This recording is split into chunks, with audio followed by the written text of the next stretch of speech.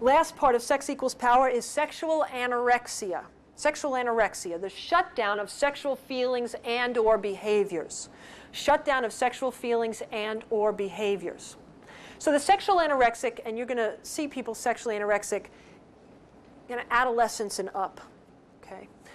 And they're going to say, what are you talking about? Sex has no power in my life. I don't think about it. I don't do it.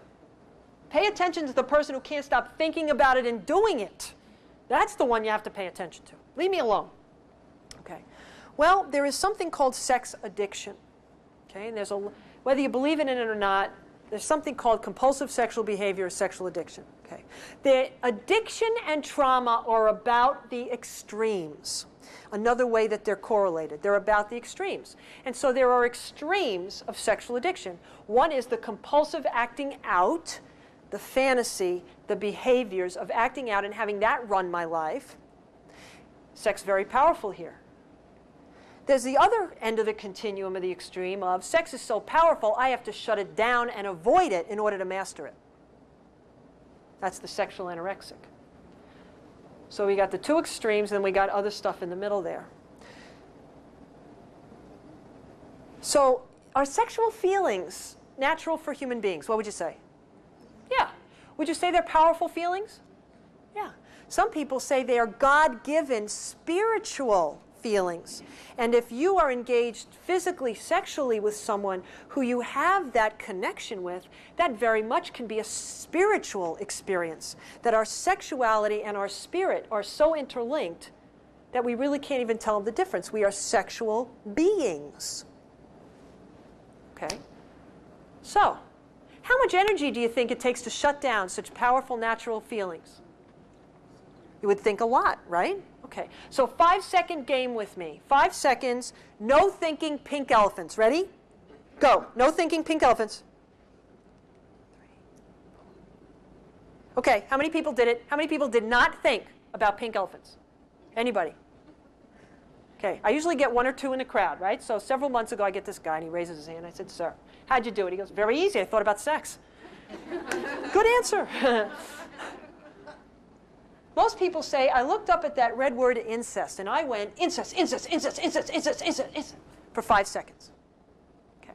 So what you had to do was you had to focus so narrowly on that word incest and really plug it in order to not have those pink elephants in there, right? Right.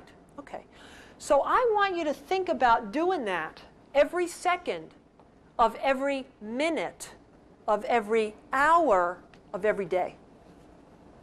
Because that's what the sexual anorexic is doing about sexual feelings and behaviors. Okay? That is overwhelmingly powerful, and it's running their life. But it doesn't overtly look like that. Okay. The other thing people do is dissociate. People have said in the crowd, well, I kind of left the room, went to the mountains, had my nice little nature walk for 5 seconds. Right. You left your body, you dissociated. Okay? So we do that also to deny and shut off those feelings. So sexual anorexia, and my experience with people working with people with sexual anorexia is that it progresses. And it progresses into social phobia, where they have so much anxiety about connecting at all with other people that it has nothing to do with sex anymore. It's about any kind of connection, which what happens? It takes them back to unsafe, out of control, helpless, and vulnerable. These oftentimes sexual abuse survivors cannot tell the difference between the now and the then. Because now might be very safe to talk with you, maybe even to engage in sexual behavior with you. But see, they can't tell the difference. They begin to do those things. They begin to feel sexual feelings. They go right back to helpless, vulnerable, unsafe, and out of control. How many people want to be there? They say, I don't want to be there. I don't want to go there. And the anorexic's way of dealing with things is more of the avoiding and the minimizing. The compulsive actor-outer is more of the acting out and being outside. So the anorexic says, I just shut it off. I don't deal with it. See, I don't have post-traumatic stress disorder. Well, what they don't know is that one of the main criteria for post-traumatic stress is avoiding the stimuli that remind you of the trauma. So here they are, avoiding the stimuli that remind them of the trauma. And they're feeling mastery and powerful over their abuse and helpless, vulnerable, unsafe, and out of control. Okay. But guess what? It's always there, frightening them. So do they have mastery that is long-lasting? No, they do not. It's consistent energy to try and master that. Okay? They are trying to meet safety and security needs. All of these behaviors we're talking about today meet basic human wants and needs.